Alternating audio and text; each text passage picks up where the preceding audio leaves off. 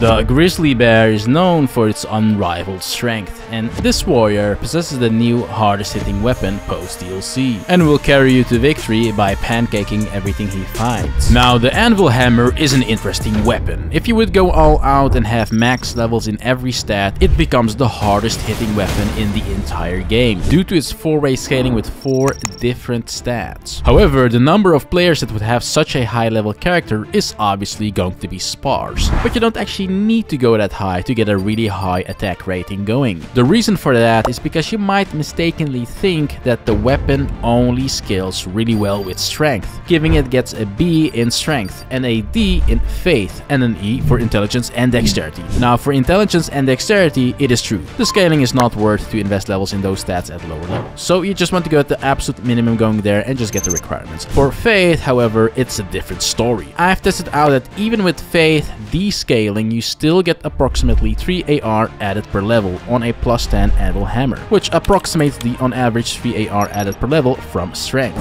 But faith's scaling is much weaker. So how is that even possible? Well, yes, strength scales with this weapon harder, but it only affects physical damage, and faith in this case affects both the physical damage and fire damage of the weapon. I have tested it out, so even though it's a weaker type of scaling, it affects 2 types of damage at the same time, making it practically match the stronger scaling of strength. Now, is that weird or a bug? Probably not, because in the base game you'll see similar things happen with weapons like Eleanor's pole blade, which I did a video about by the way, where its lower scaling stat, arcane in that case, would also scale the fire and physical damage of the weapon, making it match the scaling of its highest scaling stat, dexterity, which would only affect physical damage. It's exactly the same thing here, and this is really important to understand because now we can just build around the final soft cap of strength, which is at level 80, which then in turn can be achieved at 54 strength through a two-handed setup like this, and around 50 faith due to the elemental attack rating soft cap of 50, but it gets a bit more complicated in that aspect since the physical part of the faith scaling for this weapon in particular seems to follow the trajectory of physical damage's first major soft cap, which is in that case then around 55. So what that basically means is we just have to decide an arbitrarily cutoff point right here. So basically, in short, I experimented and discovered a bunch of nonsense when destroying the game with this weapon, and you just want to get 54 strength and like 51 faith to get over 1000 attack power, and the best results for this weapon at a lower level bracket like level 150. Rest of the stats then will look like this: fully soft cap in vigor and a good portion of endurance for the stamina and gear options to get us that incredibly important sustain going.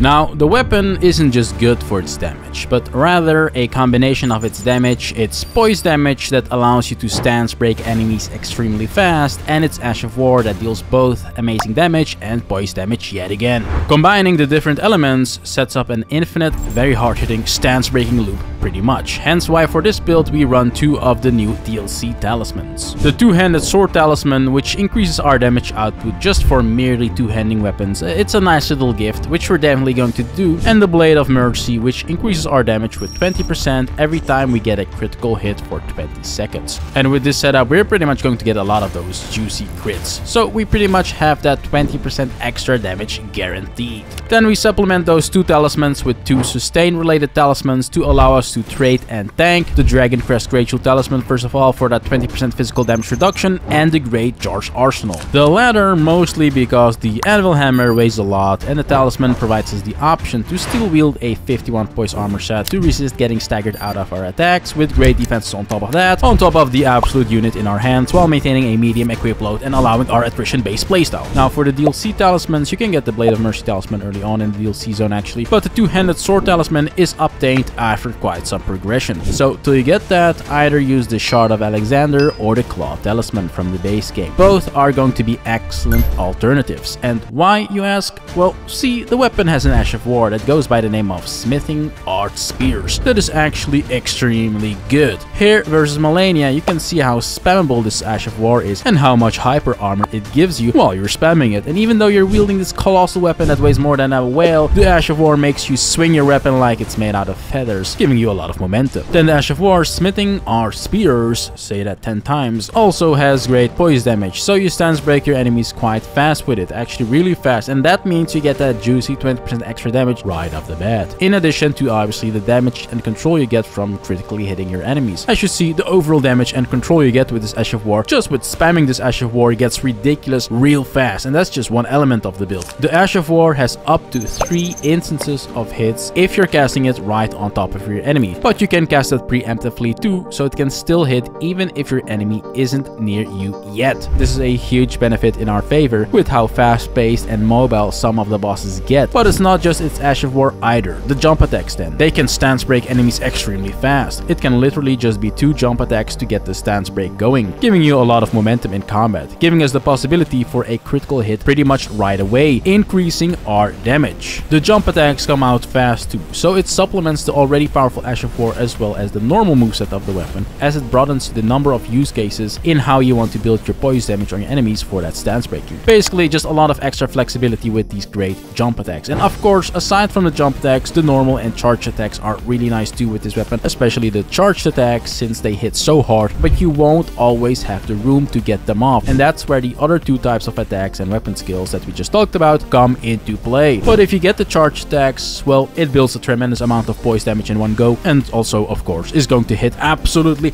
disgustingly hard. Ultimately, the best strategy for this build is going to be a mix of the 3 different elements. You weave in the Ash of War as much as possible when you don't have a lot of room to normally attack, abusing its hyper armor and nature of incredible sustained damage. You use the jump attacks then when you need to quickly build up poise damage and deal damage, and you use the charge attacks when you have an opening, as they will be the hardest hitting instances of a single hit. Combining the various elements will lead to you absolutely destroying your enemies, because you will stance break them over and over while dealing great damage. 2 final aspects then before we get into the destruction of the DLC bosses are the Flask of Wondrous Physic. We run the Stone Bar Crystal tier, a logical choice for our first crystal tier, which will make us stance break even faster, and the Spiked Crack tier to boost our charged attacks with 15% extra damage. Alternatively, you can run the Opaline Heart tier here for some extra defenses as well. Armor is then going to be the Pelt of Rava, the Shadow Militiaman armor, the Black Knight gauntlets, and the Graves of Solitude, pushing us over that poise threshold, but also more important, of course, it fits the color pattern and contrast of our weapon, making my choices here an absolute nuclear thematic option. Alright, let's get into the fights then, starting off with what is usually going to be the first encounter, the Dancing Lion himself. Well, after today, it won't be dancing any longer. Honestly, the Ash of War here is absolutely goated, especially for these type of bosses that just move all around the place, as you can get all 3 instances of the hits of the Ash of War quite easily in with the area that the Ash of War covers, which then leads into a lot of damage quickly and a quick stance break early on as well. Just look at this damage. We're already setting up for the critical hit, and after that it's game over for the Dancing Lion. Relana, the Twin Moon Knight, is next up. We zone her here with the Ash of War as much as possible, and you see, even if you don't spike her from beneath, the movement patterns of these bosses will still end up letting them eat the damage anyways, in a lot of different scenarios as well, by the way. Which is why this Ash of War is honestly one of the strongest of the new Ashes of Wars in my opinion. It is really its nature of providing really good sustained damage. Relana then gets stance broken faster than you can count to 3, as you just saw. You pretty much kill her in one sequence, and just look at the damage counter. The Anvil Hammer completely trivializes this fight. The Golden Hippo then is up next. Right away in his charge, you can already jump attack him for some nice damage into a charge attack, and there it is, the stance break. And the guy will be broken for quite some time after you have stance broken him, so you can travel all around the world, start a family in the meantime if you want to do so. But then when you arrive at the point for the critical hit, it's over again for this hippo. The critical hit will take a massive portion of his HP, as you see, and then just finish him off with another charge attack or 2. Here it also becomes evident that we can in fact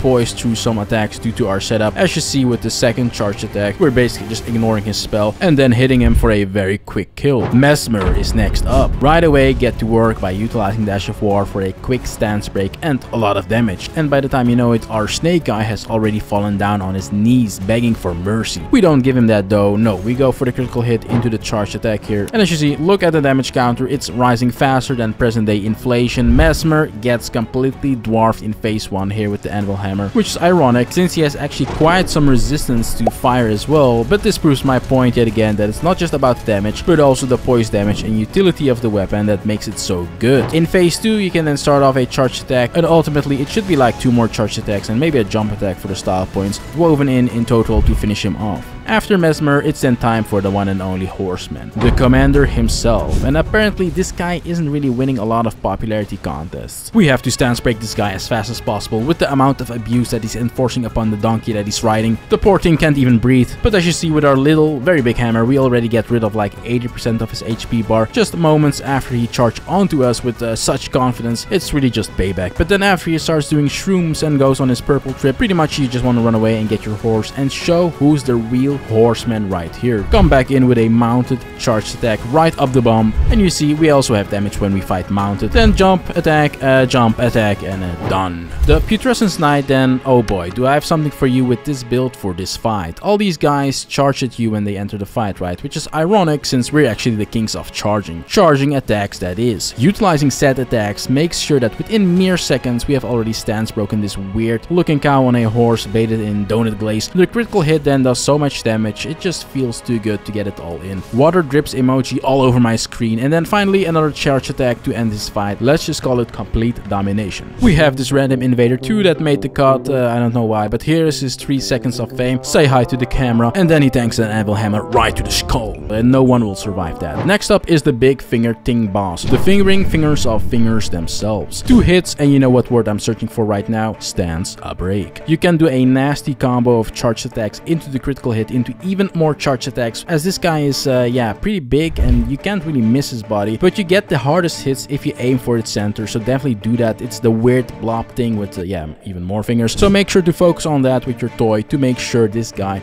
stops fingering everybody. When he goes up and down, you can then also use the Ash of War for the sustained damage again, and that way you'll get another stance break as well. It doesn't really matter if you get hit in the process of doing so, because you control the flow of this fight extremely well with this build anyways, and yeah, another boss done. Then we have the Pink Scorpion boss, a fan favorite maybe that can give you some of the worst STDs of all time if you linger too close to it. Let's say charge attacks and smithing arch spears is just going to be the big boy combo here. If you hit your first 2 charge attacks with the anvil hammer, you can then right away do nuclear damage while stance breaking it then too, and you know what happens next. Crits, bonus damage, snowballing. We're snowballing out of control. When it starts moving around like a typical insect or reptile that is being doused with acid, you know what to do. Smithing arch spears to get that guaranteed damage in. A few of the good old spears piercing through from below will cause another stance break, and then it's winner's time yet again, and then you can start again and hold another party. Now for the final boss of the DLC, I would highly recommend to grab the Golden Braid Talisman for the extra negation to holy damage, and to use the Black Flame Protection incantation through our Faith investment. In the first phase you get a free hit with a charge attack into him after he does his very cool dive thing, but then also by using the smithing arch spears a bunch of times, you can trade very effectively here for a stance break into a crit, into another charge attack basically, and then doing that you will transfer over to phase 2.